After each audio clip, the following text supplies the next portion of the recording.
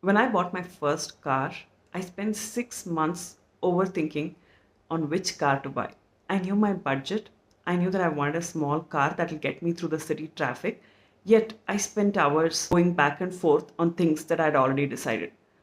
A manual car? No, no, an automatic. What if I go for a second hand car versus the first hand? What if I also check out SUVs? All because I did not want to take the wrong decision. Does this sound familiar?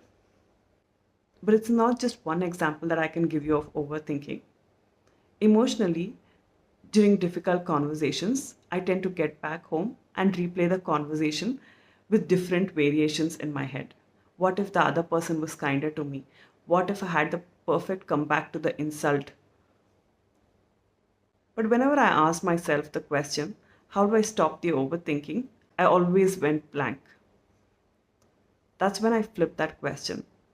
I asked myself, what is it that I'm trying to avoid with my overthinking? The answers were easy. I wanted to take the perfect decision, the right decision. I didn't want to get it wrong. Whether it was the right car or whether it is the right job or the right project, I wanted to make sure multiple times. I wanted to check and recheck to make sure I took the right decision.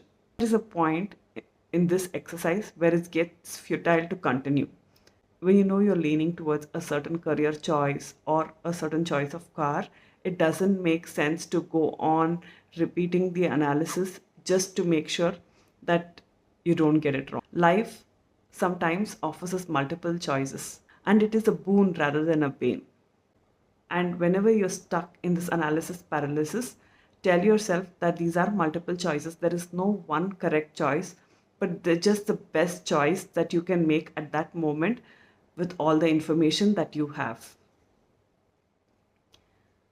Emotionally, I realized that whenever I was overthinking, it was always to avoid feeling the uncomfortable emotions of being let down, of being hurt, disappointed, of fearing rejection, and so on. When I ask myself what is it I'm trying to avoid, I realize that as a human being, it is but natural that I go through some of these emotions and face it and move on.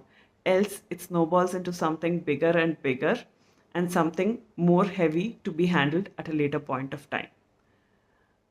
So, I hope flipping that question will help you avoid this loop of overthinking as well.